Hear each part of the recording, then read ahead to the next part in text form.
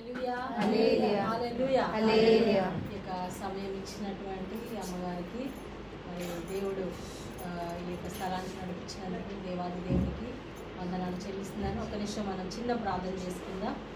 పరిశుద్ర మహాగరుడ సర్వశక్తి మనోజా తండ్రి నాయన ఈ యొక్క గృహాన్ని బట్టి స్తోత్రం నాయన ప్రభా కళావతి గారిని బట్టి మీ సేవకురాలు ప్రభా ఇది మరి ప్రతి నెల జరిగిస్తున్న ఈ ప్రార్థన కూటాన్ని బట్టి స్తోత్రం చెల్లిస్తున్నాను నాయన. వచ్చిన ఈ బిడ్డలందరినీ బట్టి స్తోత్రం నాయన. ఈ సమయంలో తండ్రి మరి నా నోటిలో మీ మాటలు పెట్టండి నాయన. అయ్యా మీ సాక్షిగా నన్ను నిలబెట్టుకోమని నజరేయుడైన యేసు నామములో ప్రార్థించి పెట్టుకుంటున్నాం తండ్రి. ఆమేన్. సో నా పేరు వేరి సౌజన్య. మాది యాక్చువల్గా ఆంధ్ర వెస్ట్ గోదావరి డిస్టిక్ ఏలూరు దగ్గర ఒక చిన్న గ్రామము. సో ఆ గ్రామంలో నేను మమ్మీ డాడీ, మా డాడీ పేరు ప్రసాద్ గారు, మమ్మీ హేమలత. సో ప్రథమ కుమార్తె నేను, నా తర్వాత చెల్లి పావని. యాక్చువల్ పేరు ఆమె పేరు సంపద అని పెట్టింది మమ్మీ.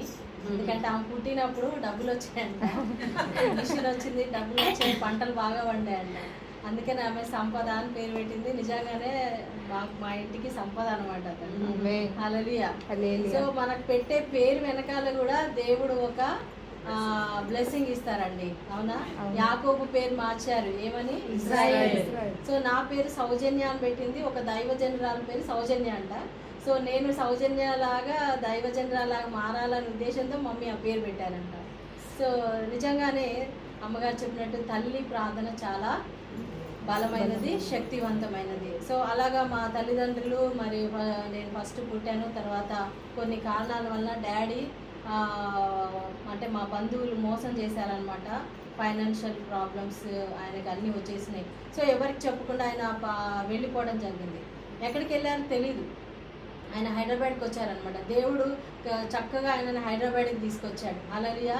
యోసేపుని ఎట్లా అయితే దేవుడు తన అన్నలని బ్రతికించడానికి, తన తండ్రిని బ్రతికించడానికి దేవుడు ఐగుప్తు దేశానికి యోసేపుని ఎట్లా పంపించారో సేమ్ అదే విధంగా మాకంటే ముందుగా మా డాడీని ఇక్కడికి పంపించారు.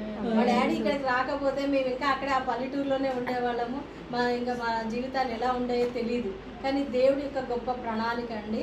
సో ఏదైనా మన మంచికే, మన జీవితంలో దేవుడు సమకూర్చి జరిగిస్తారనమాట. సో అట్లా 4 years అయిపోయింది. డాడీ ఎక్కడున్నారో తెలీదు. మా తల్లి చాలా ప్రార్థన చేస్తూ ఉండేవాళ్ళు, అమ్మమ్మ ప్రార్థన చేస్తూ ఉండేది. ఇంకా ఒకరోజు మరి అమ్మ ఇంకా చనిపోతే బాగుండు కూడా అని అనుకుందంట తను. కానీ తను ప్రార్థన చేస్తుంది కాబట్టి తనకి విశ్వాసం అనమాట, దేవుడు ఏదో ఒక రోజున తెలియజేస్తారు డాడీ ఎక్కడున్నారని. సో అనుకోకుండా ఇక్కడ హైదరాబాద్లో ఎక్కడైతే డాడీ పని చేస్తున్నాడో ఆ ఓనర్ ఆంటీ, బాబు నీకు పెళ్ళయిందా అని ఆమె అడుగుతూ ఉండేదంట. నాకు కాలేదని చెప్పాడంట ముందు. కానీ ఆయన ఎప్పుడు డల్గా ఉండేవాడంట, అంత హ్యాపీగా ఉండేవాడు కాదంట. ఏది లేదు, నీకు ఏదో ఉంది, నువ్వు ఎప్పుడు అలా సాడ్గా ఉంటావు, నువ్వు చెప్పు నీకు పెళ్ళయిందా అంటే అవును అయిందా అంటే ఎట్లా అంటే నువ్వు తీసుకురా, అమ్మాయిని తీసుకురా అని చెప్పి ఇంకా వెంటబడింది అనమాట. సో అప్పుడు డాడీ లెటర్ రాసి మరి నేను ఇలా హైదరాబాద్లో ఉన్నాను, నేను హైదరాబాద్ వస్తున్నానని చెప్పి మా చెల్లికి ఫ్రాక్ కొని ఆమెకి గిఫ్ట్ పంపించాడు అనమాట. అంటే చెల్లి పుట్టిన తర్వాత చూడలేదు డాడీ. హల్లెలూయా. సో అట్లా అక్కడ నుంచి మా డాడీ రావడము, మరి మా మమ్మీ నిజంగా 4 years తర్వాత వచ్చారు. మరి అంత దూరం నుంచి ఎక్కడున్నారో ఏంటో తెలియదు. నేను వెళ్ళను అంటే మా ఫ్యామిలీ యునైట్ అయ్యేది కాదండి. కానీ మమ్మీ వెళ్తాను అని చెప్పి అంత దూరం నుంచి హైదరాబాద్కి వచ్చారు. హల్లెలూయా. మా అమ్మమ్మ వాళ్ళందరూ కూడా అమ్మ వెళ్ళు, నువ్వు ఇంకా వచ్చారు కదా, అల్లుడు గారు వచ్చారు, నువ్వు వెళ్ళాలి అంటే అందరి మాటతోటి ఆమె ఎంత కష్టమని ఎలా ఉంటుందో తెలియదు. మేము హైదరాబాద్ వచ్చినప్పుడు అండి మాకు సూట్ కేసు కూడా లేదు, బట్టలు లేవు, ఏమీ లేవు. అసలు మా నానమ్మ వాళ్ళు కూడా ఏమి ఇవ్వకుండా ఉట్టిగా పంపించేశారనమాట. సో అట్లా ఉట్టి చేతులతో హైదరాబాద్కి వచ్చాం మేము. గిన్నెలు కూడా కొనుక్కొని వచ్చారు దారిలో డాడీ. అట్లా వచ్చిన మా కుటుంబాన్ని దేవుడు ఈరోజు హైదరాబాద్లో ఎంతో ఆశీర్వదించాడు. యాకోబు ఎట్లా ఒక్క కర్రతో వెళ్తాడు కదా, ఆ యొక్క మరి లాబాన్ దగ్గరికి ఒంటరిగా వెళ్తాడు, ఒక్క కర్రతో వెళ్తాడు, ఆయన దగ్గర ఏమీ లేదు. కానీ తిరిగి వచ్చేటప్పుడు 2 గుంపులుగా దేవుడు ఆశీర్వదించాడు. సో అదే ఆశీర్వాదం మా కుటుంబంలో కూడా. మరి మేము వచ్చిన తర్వాత చాలా హ్యాపీగా ఉన్నాము. హైదరాబాద్లో 1 year అయింది. 1 year క్రిస్మస్ సెలబ్రేషన్కి మేము మా ఫ్యామిలీ అంతా ఫోటో దిగాము. ఆ తర్వాత అంటే అప్పుడు చిన్నప్పుడు నా కళ్ళు చాలా బాగుండేవి. ఎవరు చూసినా నా కళ్ళనే మెచ్చుకునేవాళ్ళు అనమాట. మీ పాప కళ్ళు చాలా బాగున్నాయండి అని అనేవాళ్ళు అనమాట. సో ఆ తర్వాత వర్షాకాలం వచ్చింది, నాకు టైఫాయిడ్ వచ్చిందనమాట. టైఫాయిడ్ ఫీవర్లో కోరంటి హాస్పిటల్ మన చాదరగట్ట దగ్గర ఉంటుంది, అక్కడ తీసుకెళ్లారు, అడ్మిట్ చేశారు. తగ్గిపోయింది. ఇంటికి వచ్చేటప్పుడు డాక్టర్ గారు బలానికి ట్యాబ్లెట్లని సెప్ట్రాన్ ట్యాబ్లెట్లు ఇచ్చాడనమాట బలం కోసం. సో ఇంటికి వచ్చిన తర్వాత 3 days మమ్మీ వేస్తూనే ఉంది. అయితే ఎప్పుడు రియాక్షన్ అనేది తెలియదు కదా, అంత గమనించుకోలేదు, అమ్మ కూడా తెలియదు. So first day, second day అయిపోయింది. థర్డ్ డే చిన్న చిన్న బొబ్బలు నా శరీరం మీద రావడం పొద్దునే లేచినప్పుడు. ఏంటి ఇది ఇలా వచ్చింది అని చూస్తూ ఉన్నాను, పెద్దగా అయిపోయినాయి, అవి పెద్దగా అవుతున్నాయి. అయితే అది వీళ్ళు మన తెలంగాణలో అమ్మవారు వచ్చింది లేకపోతే పొంగు వచ్చింది అంటారు కదా, అట్లా అని అనుకుంటున్నారు. సో సాయంత్రం నైట్ 10 o'clock వరకల్లా మొత్తం నా బాడీ అంతా ఇంతలా బొబ్బలు అయిపోయినాయి. మొత్తం కళ్ళు మీద వచ్చేసి కళ్ళు అంటిపోయినాయి, నోటి మీద. ఇప్పుడు కూడా నా లిప్స్ నల్లగా ఉంటాయి, మొత్తం కలర్ చేంజ్ అయిపోయింది అనమాట. అసలు ఆ బొబ్బలు ఇంతలా బొబ్బలు అనమాట. చాలా భయంకరంగా అయిపోతే నైట్ డాడీ బిజినెస్కి వెళ్ళి వచ్చి మళ్ళీ నన్ను తీసుకొని దగ్గర ఉన్న హాస్పిటల్కి వెళ్తే చాలా సీరియస్ రియాక్షన్ అయింది. ఇమీడియట్లీ అక్కడ తీసుకెళ్ళండి కోరండి అంటే నైట్ 10 o'clockకి కోరంటి హాస్పిటల్కి తీసుకెళ్ళాను. చెల్లిని ఒకదాన్ని ఇంట్లో వదిలిపెట్టి నన్ను తీసుకుని హాస్పిటల్కి వెళ్ళాను. డాక్టర్ అసలు మేము అడ్మిట్ చేసుకో, మీ పాప బ్రతకదు, మీరు చాలా లేట్గా తీసుకొచ్చారు, ఆలస్యం అయిపోయింది, ఇంకో గంటలో చనిపోతుంది అన్నారండి. హల్లెలూయా. కానీ యేసయ్యమన్నాడు, నేను జీవిస్తున్నాను కనుక నీవు కూడా జీవిస్తావు. యోహాను సువార్త 18వ అధ్యాయం 19వ వచనంలో. హల్లెలూయా. దేవుడు ఎంత గొప్ప దేవుడు అండి మన దేవుడు. మా మమ్మీ ఆ సమయంలో ప్రార్థన చేశారంట, ప్రభా ఈ బిడ్డని నీ సేవ కోసం బ్రతికించండి, నీ సేవ కోసం. ఇదే ప్రార్థన. మరి ఎందుకు ఆమెకు అలా మరి అంటే మనం ఎలా ప్రార్థన చేయాలో కూడా మనకి దేవుడే నేర్పిస్తాడండి, పరిశుద్ధాత్మ దేవుడు. మరి రోమపత్రికలో 8:26 ఉంటుంది కదా, మనం ఎలా ప్రార్థన చేయాలో పరిశుద్ధాత్మ దేవుడు నేర్పిస్తాడు. సో తను ప్రభా నీ సేవ కోసం బ్రతికించండి అని ఆమె అలా ప్రార్థన చేస్తూ ఉంది. మా డాడీ వెళ్ళి డాక్టర్ దగ్గర మరి అడుగుతున్నారంట, ఎలా అయినా చనిపోతుంది కదా డాక్టర్, ఏదో ఒక ట్యాబ్లెట్ ఇవ్వండి అని డాడీ డాక్టర్ని బతిమలాడుతున్నారంట. సరే వాళ్ళు అడ్మిట్ చేసుకున్నారు, కానీ ట్రీట్మెంట్ చేయడానికి ఏం లేదు, అవకాశం లేదు, ఇంజెక్షన్ చేయడానికి కూడా అసలు ప్లేస్ లేదనమాట. సో అట్లా మరి అలాగే జస్ట్ అడ్మిట్ చేసి ఉంచారు. కానీ దేవుని యొక్క మహాకృప, దేవుని యొక్క శక్తి అండి, ఆ యొక్క బొబ్బలు అన్నీ కూడా మొత్తం అణిగిపోవడం మొదలైంది. హల్లెలూయా. మొత్తం ఇంకా అసలు తర్వాత వాళ్ళు అతి కష్టంగా సిలైన్ పెట్టారు. అట్లాగా 20 days నేను ఫుడ్ లేదు, ఏమీ లేదు, వాటర్ కూడా తాగలేకపోయాను, ఎందుకంటే నోట్లో అంతా పుండులు అనమాట. సో అంత భయంకరమైనటువంటి సిచ్యువేషన్. నా కళ్ళు అంటుకొనే ఉన్నాయి, ఇంకా కళ్ళు తెరవలేదు. సో కళ్ళ మీద మా మమ్మీ ప్రార్థనలు వేసి ప్రార్థన చేస్తూ ఉండేది. చాలామంది నర్సులు వచ్చి ప్రార్థన చేసేవాళ్ళు, దైవజనులు వచ్చి ప్రార్థన చేసేవాళ్ళు, ఇలాగా ఎంతోమంది ప్రార్థన చేశారనమాట. 1 month కంటే ఎక్కువే అయిపోయిందండి హాస్పిటల్లో. 3 months తర్వాత నా కళ్ళు ఓపెన్ అయినాయండి. 3 నెలల తర్వాత కళ్ళు ఓపెన్ అయినాయి. కానీ ఇట్లా నేను ఈ లైట్ కూడా నేను చూడలేకపోయాను, బయట లైట్ కూడా చూడలేకపోయాను. మళ్ళీ అక్కడ నుంచి నన్ను సరోజిని హాస్పిటల్కి పంపించారు. అక్కడ ఒక 2 నెలలు ఉన్నాను. జస్ట్ నాకు గడ్డి మీద నడిస్తే గడ్డి గుచ్చుకొని కాళ్ళలో బ్లడ్ వచ్చేసింది అనమాట. అంటే అంత చర్మం ఊడిపోయింది కదా, మొత్తం నెయిల్స్తో సహా ఊడిపోయింది. మళ్ళీ కొత్తగా దేవుడు నన్ను కొత్త జన్మ ఇచ్చినట్టు అనమాట, నూతన జన్మ. హల్లెలూయా. నూతన జన్మ, నూతన చూపు, కళ్ళు కూడా మళ్ళీ తెరుచుకొని అట్లాగా మరి డాక్టర్లు చెప్పారు, ఇంకా ఫ్యూచర్లో ఎట్లా ఉంటుంది మాకు తెలియదు, దేవుడే ఈ బిడ్డను బాగు చేయాలి అని చెప్పి ఇంటికి పంపించారు. కొన్ని ఐ డ్రాప్స్ ఇచ్చి పంపించారు, ఎందుకంటే ఎంత చిన్న వయసులో ట్రీట్మెంట్ చేయడం అవ్వదన్నమాట. సో అట్లా ఇంటికి వచ్చిన తర్వాత 1 year నేను ఇట్లా లోపల ఇంట్లోనే ఉన్నానండి, చీకట్లో ఉన్నాను. బయట వెళ్ళి నేను ఆడుకోవడం అంతా ఏమీ తెలియదు అనమాట. ఆ తర్వాత నాకు నార్మల్గా అయింది, చూడగలుగుతున్నాను, బయటికి రాగలుగుతున్నాను, వెలుగు చూడగలుగుతున్నాను. అయితే అప్పుడు చిన్నప్పుడు నేను మా డాడీని అడిగేదాన్ని, నాకు గుర్తుందనమాట, డాడీ ఎందుకు ఇట్లా అయింది అనేసి క్వశ్చన్ అడిగేదాన్ని అనమాట. డాడీ ఏం చెప్పాడో నాకైతే అసలు గుర్తులేదు, కానీ ఆ క్వశ్చన్ అయితే నేను డాడీని అడిగాను. సో అలా అయిపోయిన తర్వాత మరి సో నెక్స్ట్ స్కూల్లో జాయిన్ అయ్యాను అనమాట. ఇంకా చెల్లి ఆమె నేను లేకపోతే అసలు ఉండదు అనమాట. ఆమె LKGలో జాయిన్ అవ్వాలి, నేను ఫస్ట్ క్లాస్లో జాయిన్ అవ్వాలి. ఆమె టీచర్ చేతులు కొరికి నా క్లాస్కి వచ్చేసింది అనమాట. ఇంకా ఆమెకి టెస్ట్ పెడితే అన్నిట్లో పాస్ అయిపోయింది. ఇద్దరు ఒకే క్లాస్ అని చెప్పి ఆమె కూడా నా క్లాస్లో అనమాట. సో అట్లా మా చెల్లి నాతో ఉండడం వలన నేను చదువుకోగలిగాను. లేకపోతే నేను చదువుకోవడం కూడా చాలా కష్టమయ్యేది, ఎందుకంటే నాకు బోర్డు మీద ఉన్న అక్షరాలు కనిపించేది కాదు. తను నా పక్కన కూర్చొని బోర్డు మీద ఉన్నాయి చెప్తే నేను నోట్స్లో రాసుకొని చదువుకునేదాన్ని. అట్లా కూడా నేను ఎలా అంటే మా మమ్మీ చిన్నప్పటి నుంచి మాకు అన్ని వాక్యాలు కంఠస్థం, ప్రార్థన కానీ, వాక్యము కానీ, కీర్తనలు కానీ, స్టోరీస్, బైబిల్ స్టోరీస్ కానీ అన్నీ మాకు చెప్పేవాళ్ళు అనమాట. ఎందుకంటే ఆమె ఎప్పుడు ప్రేయరే, అన్యులతో సహవాసం, వాళ్ళతో మాట్లాడాలి, వీళ్ళతో అస్సలు ఆమెకి ఇష్టం ఉండదు. ఆమె టైం దొరికితే బైబిల్ చదువుకుంటుంది, ప్రేయర్ చేస్తుంది. సో అట్లా అనమాట. సో మాకు చిన్నప్పటి నుంచి అన్నీ మాకు నేర్పించారనమాట. సో నాకు అది మైండ్లో ఫిక్స్ ఉందనమాట, మనం ఏదైనా సరే దేవుణ్ణి అడగాలి, ప్రార్థన చెయ్యాలి అనేసి. ఇంకా క్లాస్లో కూడా ప్రభా నాకు టీచర్ వచ్చినా సరే ఏం అడిగినా నేను కరెక్ట్గా ఆన్సర్ చెప్పాలి, నేను అందరికంటే నేను ఫస్ట్ ర్యాంక్ రావాలి, అన్ని సబ్జెక్ట్స్లో ఫస్ట్ 90, 80, 100 అట్లా వచ్చేదన్నమాట. ఇంకా 7th క్లాస్ వరకు ఫస్ట్ క్లాస్ స్టూడెంట్ నేను. సార్లే అందరు ఎంకరేజ్ చేశారు, మీ పాప బాగా చదువుతుంది కదా, 10th క్లాస్ రాయించండి అంటే అట్లా double promotion 7th to 10th exam రాశానండి మా డాడీ ప్రోత్సాహం వలన. ఏజ్ లేకపోయినా కూడా ఏజ్ ఎక్కువ వేయించి సర్టిఫికేట్ తీసుకొని 10th నా 13 ఇయర్స్కే నా 10th అయిపోయింది. హల్లెలూయా. అంటే నా ఆశ ఏంటంటే బాగా చదవాలి, చదివి మంచిగా మా మమ్మీ డాడీని చూసుకోవాలి, పెద్ద ఇల్లు కొనాలి, కారు కొనాలి, ఇదనమాట మా ఫ్యామిలీని నేను చూసుకోవాలనే ఆశ నాకు ఉందనమాట. అంటే అది నార్మల్గా ఎవరికైనా ఉండే ఆశ. కానీ మనం ఒకటి అనుకుంటాం కానీ దేవుడు ప్రణాళిక వేరండి. హల్లెలూయా. దేవుడికి నీ పట్ల ఒక ప్రణాళిక ఉంటుంది. నేను నీ కొరకు ఉద్దేశించిన పథకములు నాకే తెలుసు, అవి నీ క్షేమం కొరకే అని ప్రభు ఇర్మియా గ్రంథం 29:11 ప్రభు వాగ్దానం ఇస్తున్నాడు. హల్లెలూయా. సో నేను నా చిన్ననాటి జీవితం ఎలా ఉండేదంటే నామకార్థం మన క్రైస్తవులం కాబట్టి చర్చికి వెళ్ళాలి, చర్చిలో 1 గంట 2 గంటల ప్రసంగం వినాలంటే చాలా విసుగొచ్చేది అనమాట. మా ఇంటికి ఎవరైనా పాస్టర్లు వస్తే కూడా నాకు అసలు ఇష్టం ఉండేది కాదు. ఒక దారిలో నుంచి వస్తే ఇంక వెనక నుంచి వెళ్ళిపోయేదాన్ని, ఎందుకంటే వాళ్ళు వస్తే 1 2 గంటలు తలకాయ తినేసేవాళ్ళు. హల్లెలూయా.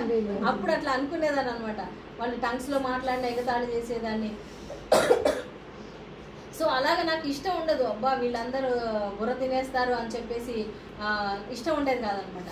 కానీ అన్ని ఇంకా టీవీ పిచ్చి, నంబర్ 1 టీవీ పిచ్చి అనమాట. మా చెల్లికి తెలుసు, అసలు టీవీ ముందు కూర్చుంటే మా మమ్మీ తిట్టేది, కళ్ళు బాగలేవు, ముందే టీవీ చూడొద్దు అని చెప్పేది. కానీ టీవీ చూసేదాన్ని అనమాట. సినిమాలు చూడడం, చెప్పకుండా వెళ్ళిపోవడం, ఫ్రెండ్స్ తోటి సినిమాలకు వెళ్ళిపోవడము, అట్లాగా అనమాట. చాలా కోపం, ఎంత కోపం అంటే నా స్కూల్లో టీచర్లు కూడా నన్ను చూసి గడగడ వణికేవాళ్ళు అనమాట. క్వశ్చన్లు అడిగితే టీచర్ సమాధానం చెప్పలేక ఏడ్చుకుంటూ బయటికి వెళ్ళిపోయింది. అట్లా 2 సార్లు నేను టీచర్లనే ఏడిపించాను. ఒకసారి డిస్మిస్ చేయించాను. ఆయన క్వశ్చన్ అడిగితే ప్రిన్సిపాల్ సార్ వచ్చి ఏమవుతుంది అంటే సార్ తప్పు చెప్పాడంటే, నిజంగా నేను తప్పు చెప్పాడు అంటే తప్పు అని ధైర్యంగా గట్టిగా లేచి చెప్పేదాన్ని అనమాట, భయం లేదనమాట. సో నెక్స్ట్ డే నుంచి ఆ సార్ స్కూల్ మానేశాను అనమాట. సో అట్లా నేను చాలా ధైర్యంగా ఉండేదాన్ని, ఎవరికి అబ్బాయిలు కానీ ఎవరికి నేను భయపడేదాన్ని కాదు. కానీ అలా నేను రఫ్గా చాలా ఇదిగా ఉంటున్న సమయంలో మా మమ్మీ డైలీ వాక్యం వింటుండే, అది ఏమి వింటావమ్మా, ఆయన గొంతే బాగలేదు, బొంగురు గొంతు వేసుకొని ఏం చెప్తున్నాడు ఆయన అని అట్లా సేవకులను విమర్శించాను. ఒకరోజు ఆయన బలులు గురించి అని మాట్లాడుతూ ఉంటే, దానికంటే ముందు ఏం జరిగిందంటే నాకు ఆపరేషన్ అయిందండి. 10th క్లాస్ అయిపోయాక ఆపరేషన్ అయింది. ఆపరేషన్ కాకముందు నేను కొంచెం చాలా మటుకు బెటర్, కానీ ఆపరేషన్ అయినాక అసలు నాకు చాలా కష్టం అయిపోయింది అనమాట. ఏమీ కనిపించట్లేదు, మొత్తం మబ్బుగా ఉంది, తెల్లగా ఉంది, ఏమి కనిపించట్లేదు. మరి కాలేజీకి వెళ్ళాలి, ఎట్లా చదువుకుంటాను నేను, మరి ఏంటి నా లైఫ్ ఏంటి, ఇలాగా నేను ఇంకా అందరి మీద ఇట్లా ఆధారపడాల్సిందేనా అని చాలా డిప్రెషన్లోకి వెళ్ళిపోయాను అనమాట.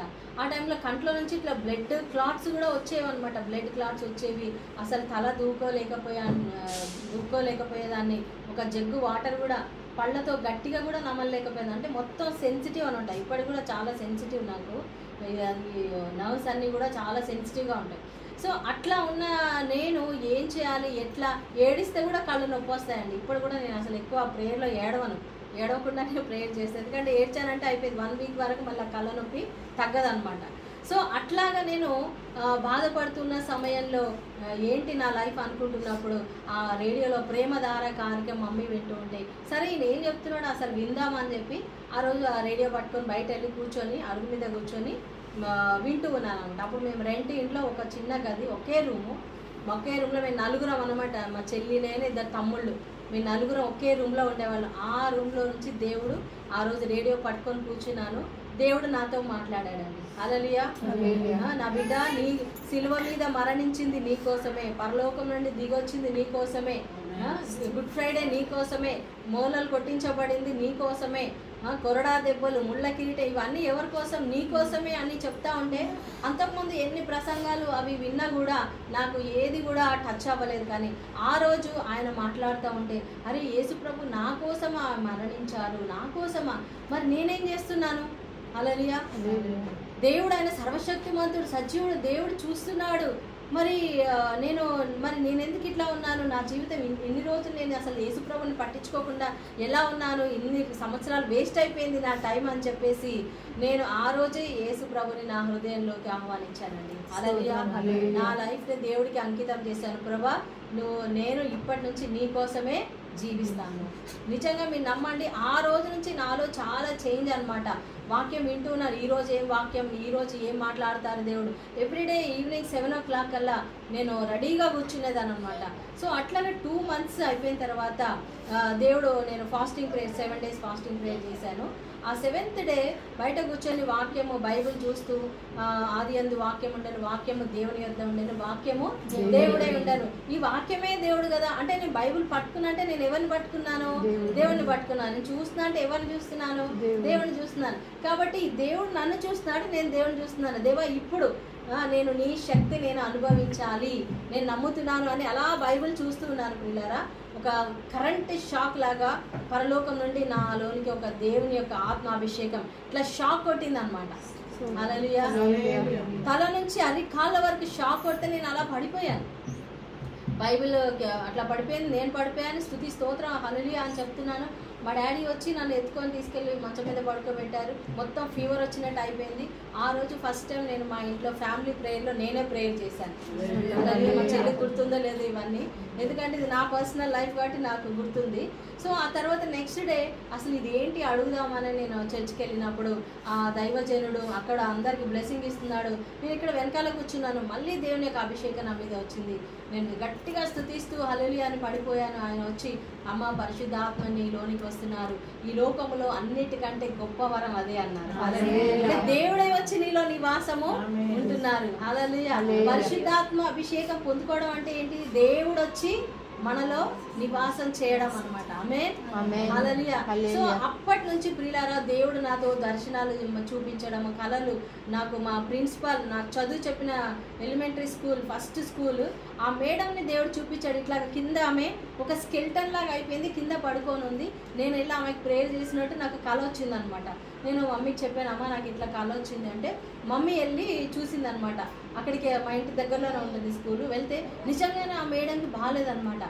అమ్మ చెప్పింది, అవునమ్మా నువ్వు చెప్పింది కరెక్టే, ఆమెకి అస్సలు బాగాలేదు, టీబీ వ్యాధి వచ్చిందంట అని అంటే, నేను వెంటనే ఆయిల్, బుక్, బైబిల్ తీసుకొని ఆమె దగ్గరికి వెళ్ళాను అనమాట. నేను ఎట్లా అయితే కళలో చూశానో అట్లాగే ఆమె కింద పడుకొని ఉందండి. ఒక ఎముకలు ఇట్లా చాలా ఇట్లా బోన్స్ తప్ప ఏమీ ఆమెలో కనిపించట్లేదు.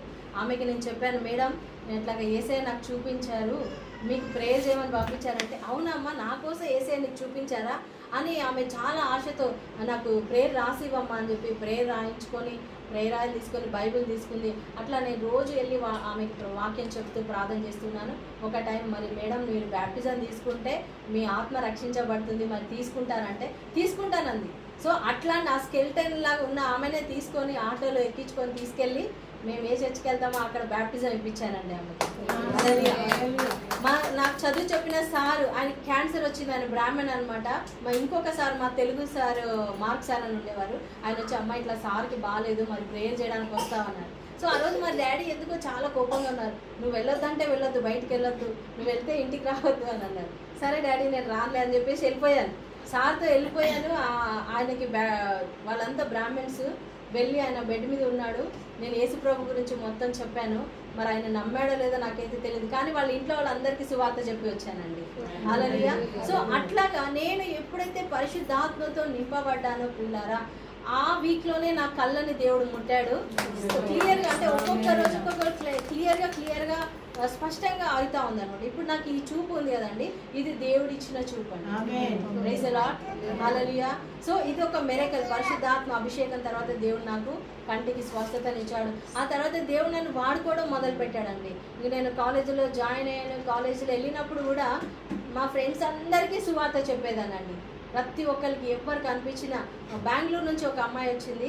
ఆమె నేను ఆమె దగ్గరికి వెళ్ళాలి కానీ ఆమెనే నా దగ్గరకు వచ్చింది. మీరు క్రిస్టియన్స్ అని వచ్చి అడిగింది. హల్లెలూయా. ఆమెకి ఎట్లా తెలిసిందో, అవును నేను క్రిస్టియన్ అంటే, అవును నాకు మిమ్మల్ని చూస్తేనే నాకు అనిపించింది అని. సో వాళ్ళు చాలా పేదవాళ్ళు అనమాట. ఇంకా ఆమెకు జీసస్ గురించి చెప్పి అంతా చేసినప్పుడు నేను కూడా బ్యాప్టిజం తీసుకుంటానంటే వెంటనే ఆమె తీసుకెళ్ళి ఆమెకి డ్రెస్ లేకపోతే కూడా నా డ్రెస్ ఇచ్చి బ్యాప్టిజం ఇప్పించాను. బ్యాప్టిజం ఇచ్చిన రోజు ఆమెకి ఆకాశంలో క్రాస్ సిలువ కనిపించిందంట. హల్లెలూయా. సో ఆమె బ్యాప్టిజం పొందుకుంది. ఆ ఇయర్ వచ్చింది, అయిపోయింది. మళ్ళీ వాళ్ళు బెంగళూరు వెళ్ళిపోయారు. అంటే దేవుడు ఆమెను రక్షించడానికి హైదరాబాద్ తీసుకొచ్చారేమో, మా కాలేజీలో చేర్పించారేమో అనుకున్నాను. సో అట్లాగే నేను చాలా మందికి సువార్త చెప్పడం ప్రారంభమైందండి. తర్వాత మరి దేవుడిని అడుగుతా ఉన్నాను, ప్రభా ఏంటి నా లైఫ్ పట్ల నీ యొక్క ప్రణాళిక ఏంటి, మీ చిత్తం ఏంటని అడిగినప్పుడు 40 days ఫాస్టింగ్ ప్రేయర్లో దేవుడు నాకు చెప్పారు, నేను నిన్ను సేవకి ఎన్నుకుంటున్నాను. యెషయా గ్రంథం 42వ అధ్యాయంలో 43వ అధ్యాయం ద్వారా నాతో మాట్లాడారు. దర్శనం చూపించారనమాట. పెద్ద సముద్రం మీద నేను ఇలా గుర్రం ఎక్కి వెళ్తున్నట్లుగా, చాలా మంది జనాలు ఉన్నట్లుగా, అట్లా అనేకమైన దర్శనాలు అనమాట. సో ఓకే ప్రభా, మరి నేను ఎక్కడ స్టార్ట్ చేయాలి, ఎక్కడికి వెళ్ళాలి, నాకు ప్లేస్ చూపించండి, ఎక్కడ నేను సేవ స్టార్ట్ చేయాలి, ఎలా స్టార్ట్ చేయాలి, నాకేం తెలీదు. సో దేవుడు మా అమ్మమ్మ వాళ్ళ ఊరిని స్పష్టంగా ఆ రోడ్డు, ఆ పొలము నా చేయి పట్టుకొని తీసుకొచ్చి మా పెద్దమ్మ వాళ్ళ ఇంట్లో అక్కడ దింపారు. పైన ఆకాశంలో స్టార్స్ అన్నీ కనిపించాయి అనమాట.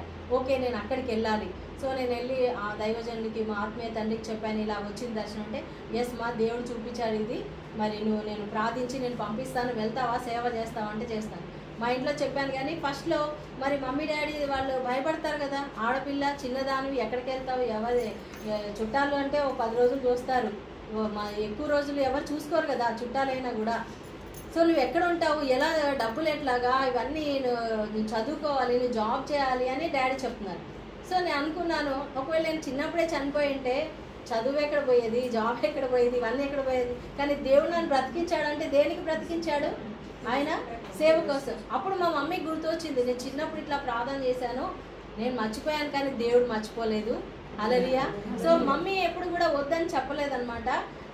సో ఓకే దేవుడు నీకు ఎలా నడిపిస్తున్నాడు, నువ్వు అలా చెయ్యి అనేసి అమ్మ నాకు చాలా సపోర్ట్ చేసింది అనమాట. సో నేను చెప్పాను, దేవుడు నాకు సమకూరుస్తాడు, మీరేం బాధపడద్దు అని చెప్పి మా డాడీ చెప్పినప్పుడు డాడీ నాకు ఛార్జీలు ఇచ్చి, ఎందుకంటే అప్పుడు ఇంకా చెల్లి చదువుకుంటుంది, తమ్ముళ్ళు స్కూల్కి వెళ్తున్నారనమాట.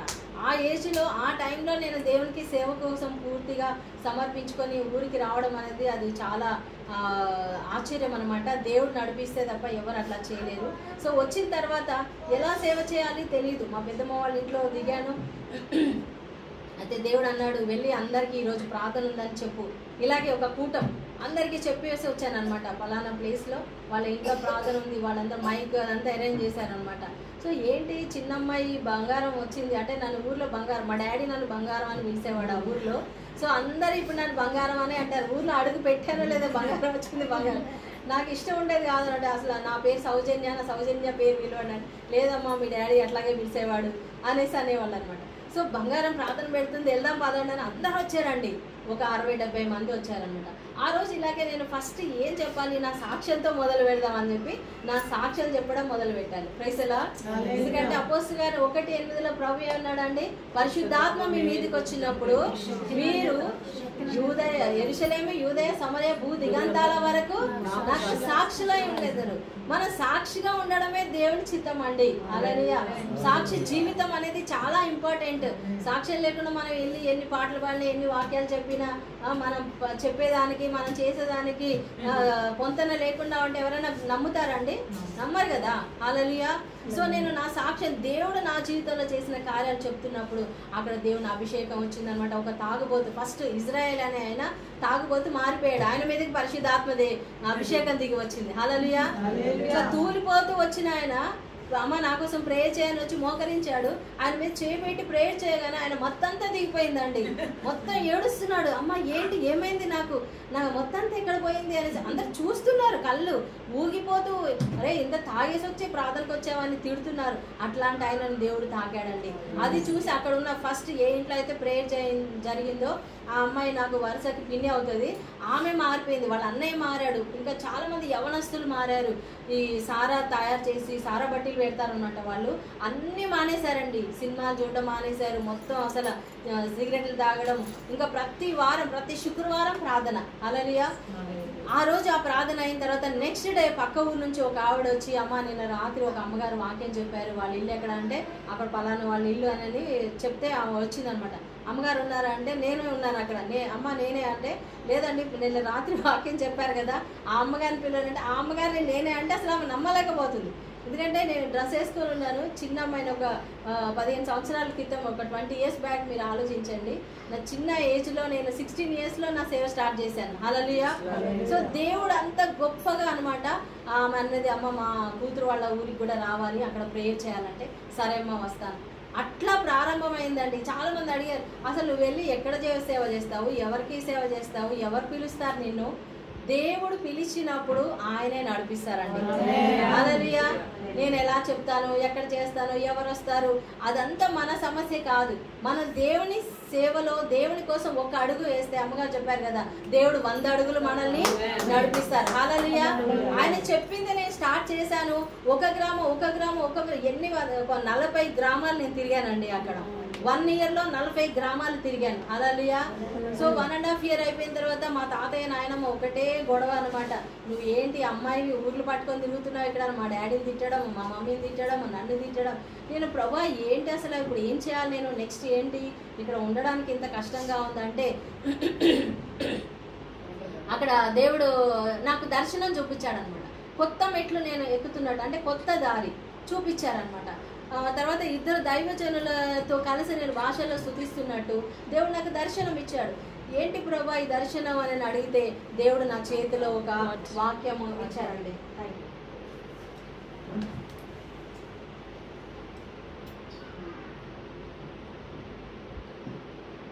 దేవుడు నా చేతిలో ఒక వాక్యం రాశారండి. సో ఆ వాక్యం ఏంటంటే, నేను ఏం ఆలోచిస్తున్నా అంటే దేవుడేమో హైదరాబాద్ వెళ్ళిపో అంటున్నాడు. హైదరాబాద్ వెళ్ళిపో అంటే ఎట్లా ప్రభా, ఇప్పుడిప్పుడే వీళ్ళందరూ రక్షణలోకి వచ్చారు, మరి వీళ్ళందరినీ ఇట్లా నేను వదిలేసి వెళ్ళిపోతే ఎట్లాగా, ఆత్మీయ బిడ్డలు మరి వీళ్ళని ఎవరు నడిపిస్తారు అని నేను బాధపడుతూ ఉన్నాను అనమాట. అలాగే మా బంధువులు, మా తాతయ్య నాయనమ్మ, మా నాయనమ్మ వెనకాలే చర్చి ఉంటుంది, ఆమె ఇంట్లో మంచం మీద కాలు వేసుకొని పడుకుంటుంది అనమాట. అసలు చర్చికి వెళ్ళదు. మా తాతగారు కూడా చర్చికి రారు, మా అత్తమ్మ వాళ్ళు ఎవ్వరు చర్చికి రారండి. వాళ్ళందరూ నామకార్థ క్రైస్తవులు, క్రికెట్, సినిమాలు, సీరియళ్ళు అందులోనే మునిగిపోయి ఉన్నారనమాట. ఇంకా ఫుల్ తాగడము. దేవా వీళ్ళు ఎవరు మారలేదు, నన్ను హైదరాబాద్ వెళ్ళిపోమంటున్నావు ఏంటి అని అంటే, అప్పుడు దేవుడు వాక్యం ద్వారా మాట్లాడేది ఏంటంటే, నీ కుటుంబము నీ వంశాన్ని రక్షించడం మాత్రమే కాదు, భూదిగంతాల వరకు నేను కలుగజే రక్షణకు అన్యజనులకు వెలుగుగా ఉండడానికి నేను నియమించాను అన్నాడు. హల్లెలూయా. సో భూదిగంతాల వరకు తీసుకెళ్తాను అంటున్నాడు. ఇక్కడ అయిపోయింది, నువ్వు ప్యాక్ చేసుకో, ఇంకా హైదరాబాద్ వెళ్ళిపో. ఎందుకంటే నేను ఒక్కసారి దేవుడు స్వరం విన్న తర్వాత దేవుడు ఏది చేయమంటాడో అదే నేను చేస్తాను అనమాట. కొన్నిసార్లు ఇంట్లో వాళ్ళు కూడా ఏదేదో చెప్తా ఉంటారు, ఎందుకంటే వాళ్ళు మన మీద ప్రేమతో తల్లిదండ్రులు, సహోదరులు చెప్పొచ్చు. కానీ మనము దేవుడు ఏం చెప్తున్నాడు, నీకు దేవుడు ఏం చెప్తున్నాడు అనేది అది స్పష్టంగా వినాలి. దాని ప్రకారంగా నువ్వు ముందు అడుగు వేయాలి, లేకపోతే తర్వాత మనమే పప్పులో కాలేస్తాం. హల్లెలూయా. దారి మళ్ళీపోతాం, ఎన్నో ఆశీర్వాదాలు మనం కోల్పోతాం అనమాట. సో నేను దేవుడిని అడిగాను, ప్రభా ఏంటి నీ చిత్తమా నేను వెళ్ళడం అంటే, దేవుడు వెళ్ళు, హైదరాబాద్కి వెళ్ళు అన్నాడు. గొప్ప పరిచర్య. అమ్మగారు చెప్పారు కదా, చెన్నై నుండి హైదరాబాద్ వెళ్ళమన్నారు కదా. సో నన్ను కూడా దేవుడు హైదరాబాద్ వెళ్ళమన్నాడు మళ్ళీ.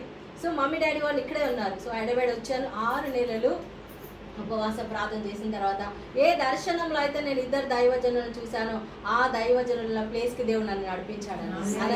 అది చాలా పెద్ద సంఘము, 10,000 మంది వచ్చే సంఘము.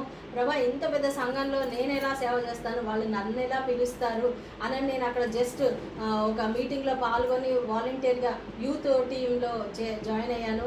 తర్వాత ఆ యూత్ నుంచి స్కూల్స్, కాలేజెస్, జైల్స్, చెర్లపల్లి, ఇవన్నీ జైళ్ళన్నీ తిరిగాం మేము సువార్త చెప్పడానికి. స్కిట్లు వేసేవాళ్ళం, డ్రామాలు, పాటలు, వీటన్నిటి ద్వారా అక్కడ ఉన్న జైల్లో ఉన్న వాళ్ళకి సువార్త చెప్పామన్నమాట.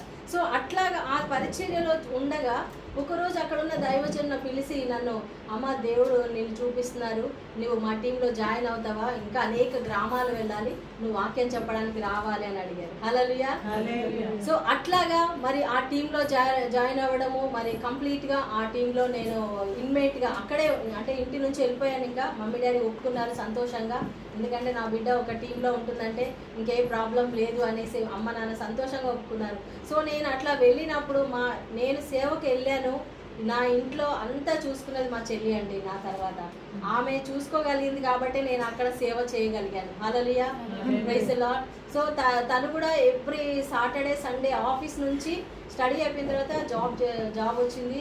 జాబ్ చేస్తూ తను వచ్చి మినిస్ట్రీలో వర్షిప్లో మరి అక్కడ అన్నిట్లో మరి నాకు హెల్ప్ చేసేది అనమాట. ఇద్దరం కలిసి మేము సేవ అప్పటి నుంచి కూడా చెల్లి నాతో పాటు మినిస్ట్రీలోనే ఉన్నారు. హల్లెలూయా. సో దేవుడు అలాగా కొన్ని వేల మంది, లక్షల మందికి అండి సువార్త చెప్పడానికి దేవుడు నాకు ద్వారాలు తెరిచాడు. హల్లెలూయా. సో చాలా ఉందండి. మరి 2006లో దేవుడు నాకు ఇజ్రాయెల్ వెళ్ళడానికి దర్శనం చూపించాడు, ఫ్లైట్ ఎక్కుతున్నట్టుగా. అసలు నాకు పాస్పోర్ట్ కూడా లేదు, కానీ దేవుడు చూపించిన దర్శనము రాసి పెట్టుకున్నాను అనమాట. అయితే 5 సంవత్సరాల తర్వాత అవకాశం వచ్చింది. మా అక్కడ ఉన్నటువంటి ఫాదర్ పెద్దయ్య గారు చెప్పారంటే, అమ్మ నీకు పాస్పోర్ట్ ఉందా అంటే లేదంటే తొందరగా తీసుకున్నారు. ఆయన ఎందుకు చెప్పారో దైవజనుడు, దేవుడు చెప్పిన మాట అని వెంటనే నేను అప్లై చేశాను. పాస్పోర్ట్ వచ్చింది. ఈరోజు పాస్పోర్ట్ వచ్చింది. రేపటి రోజు ఇజ్రాయెల్కి వెళ్ళడానికి లాస్ట్ డే, వీసాకి అప్లై చేయడానికి లాస్ట్ డే రేపు అనమాట. ఈ రోజు నాకు పాస్పోర్ట్ చేతికి వచ్చింది, కానీ డబ్బులు లేవు. ప్రభా డబ్బులు లేవు కదంటే ఒక అంకుల్ వచ్చి 10,000 నా చేతులు పెట్టి, అమ్మ దేవుడు నీకు ఇవ్వమని చెప్తున్నారని ఆయన 10,000 ఇచ్చారు. ఆ 10,000 పాస్పోర్ట్ మాతో ఉన్న ఇంకొక ఇజ్రాయెల్కి నడిపించే ఆంటీ ఉన్నారు, ఆవిడకి ఇచ్చాను అనమాట. సో ఆమె 10,000 తీసుకెళ్లారు. ఇంకా 80,000 కావాలి మొత్తం, దానికి 90,000 మా ప్యాకేజ్. మిగిలిన అమౌంట్ అంతా ఎవరెవరో ఇద్దరు ముగ్గురు స్పాన్సర్ చేశారు. మనీ దానంతట అదే దేవుడు సమకూర్చాడండి. హల్లెలూయా. నాకు చెల్లి అమౌంట్ కొంచెం ఇచ్చింది, మరి అయ్యగారు కొంచెం ఇచ్చారు, కానీ ఎక్కువ అమౌంట్ దేవుడు నాకు తెలియని వాళ్ళ ద్వారా స్పాన్సర్ చేశారు. సో మెరకల్ అది కాదు. అప్లై చేశారు, అందరికి వీసా వచ్చింది, కానీ నాకు వీసా రాలేదు. నాకు ఇంకా కొంతమంది చిన్న వాళ్ళకి రాలేదు. సో నేను విశ్వాసంతో ప్రార్థన చేస్తున్నాను. మనం హెబ్రీ పత్రిక 11:1 చూస్తాం కదండి. విశ్వాసం అంటే ఏంటి? నిరీక్షింపబడి నిజ స్వరూపం, లేని వాటిని ఉన్నవనుటకు రుజువునైనది. హల్లెలూయా. ఏదైతే మనం లేదో దాన్ని మనం ఉంది అన్నట్టుగా చూడాలి, అదే విశ్వాసం. ప్రభా అక్కడ వీసా రాలేదు, కానీ నేనేం నమ్మాలి? వీసా వచ్చింది. హల్లెలూయా. సో అందరికి చెప్పేశాను, వీసా రాలేదని తెలుసు, కానీ అందరికి చెప్పాను గుడ్ న్యూస్, నాకు వీసా వచ్చింది అన్నాను. అయితే వీసా వస్తే మరి నేను ఇక్కడేం చేస్తున్నాను అని చెప్పి త్వరగా రూమ్లోకి వెళ్ళిపోయి బట్టలన్నీ ఐరన్ చేసి రెడీగా పెట్టుకున్నా. వీసా రాలేదు, బట్టలు రెడీగా పెట్టుకున్నా. హల్లెలూయా, ప్రైజ్ ది లార్డ్. అప్పుడు నాకు సూట్ కేసు కూడా లేదండి, వీల్ చైర్ సూట్ కేసు లేదు. ఒక 10 జతలు ఉన్నాయి, వాడుకునే జతలు, అవే జతలు బట్టలు పెట్టుకున్నాను. అందరూ కొత్త కొత్త బట్టలు లేటెస్ట్గా కొనుక్కొని పెట్టుకున్నారు. ప్రభా నువ్వు నాకు ఇచ్చినవే నేను పెట్టుకుంటానని చెప్పి రెడీ అయిపోయాను. ప్రియులారా మీరు నమ్మండి, ఆ సండే నేను వర్షిప్ చేయడానికి వెళ్ళాలి. ఫస్ట్ నేనే వెళ్ళి అక్కడ వర్షిప్ చేస్తాను. ఉదయం లేవగానే సైతాన్ అంటున్నాడు, నువ్వు అబద్ధం చెప్పావు, అందరూ రేపటి రోజు తెలుస్తుంది సౌజన్య అబద్ధం చెప్పింది అని అంటే, నా దేవుడు నన్ను సిగ్గుపరిచేవాడు కాదు, సైతాన్ వెళ్ళిపో, నోరు మూసుకో అని చెప్పాను. హల్లెలూయా. నెక్స్ట్ డే వెళ్ళి దేవుని స్తుతించానండి, గట్టిగా గొప్పగా స్తుతించాను. ఆ రోజు సాయంత్రం కల్లా ఈవినింగ్ 6 o'clock నాకు సందేశం వచ్చింది, వీసా వచ్చేసింది. హల్లెలూయా. అది గొప్ప విజయం అండి, విశ్వాసంతో నేను సాధించిన విజయం అది. అలాగే దేవుడు నన్ను ఇజ్రాయెల్కి తీసుకెళ్లారు. ఇజ్రాయెల్కి వెళ్ళినప్పుడు నాకు ఫోన్ లేదు, కెమెరా లేదు, సూట్ కేసు లేదు, ఏమీ లేదండి. అసలు మేము ఇంకా అప్పటికి రెంట్ ఇంట్లోనే ఉంటున్నాము. నా చెల్లి మాత్రం జాబ్ చేస్తుంది, మా పెద్ద తమ్ముడు కూడా ఇంకా స్టడీస్లోనే ఉన్నాడు అనమాట. కానీ ఒక బ్లెస్సింగ్ అండి, ఇజ్రాయెల్ దేశంలో అడుగు పెట్టి వచ్చిన తర్వాత మా ఫ్యామిలీని దేవుడు ఎంతగానో దీవించాడు. హల్లెలూయా, ప్రైజ్ ది లార్డ్. నాకు చాలా ఆనందం అండి, అది చాలా గొప్ప సాక్ష్యం. ఎందుకంటే యేసయ్య నడిచిన ప్లేస్లో మనం నడవడం అనేది అది ఒక గొప్ప ధన్యత అనమాట. హల్లెలూయా. సో అట్లాగా వచ్చిన తర్వాత దేవుడు నన్ను ఇంకా పరిచర్యలో చాలా, టీవీ మినిస్ట్రీ స్టార్ట్ అయిందండి 2010లో. 10 సంవత్సరాలు 5 ఛానల్స్లో టీవీలో వాక్యం చెప్పడానికి దేవుడు నాకు అవకాశం ఇచ్చారు. హల్లెలూయా. బైబిల్ ఛానల్, కల్వరీ ఛానల్, శుభవార్త, ఆరాధన, ఈ నా 5 ఛానల్స్, ఇంకొక ఛానల్లో కూడా ప్రైవేట్ ఛానల్లో కూడా నేను వాక్యం చెప్పడానికి దేవుడు అవకాశం ఇచ్చాడు.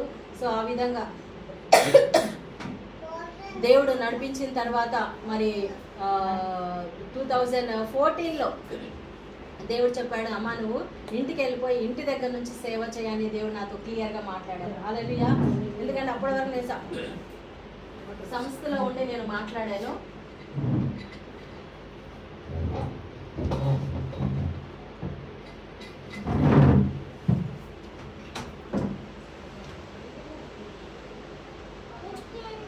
ముగించేస్తాను తొందరలోనే. సో దేవుడు చాలా అద్భుత రీతిగా అండి, నేను చెప్పాను కదా, నా మినిస్ట్రీ స్టార్ట్ చేసినప్పుడు ఒక చిన్న గదిలో, నేను రక్షణ పొందుతున్నప్పుడు ఒక చిన్న గదిలో ఉండేవాళ్ళు. ఒక 100 గజాలైనా ఉంటే బాగుండు, మాకు ఒక చిన్న ఇల్లు ఉంటే బాగుండు అనేది చిన్నప్పుడు ఆశ ఉండేదన్నమాట.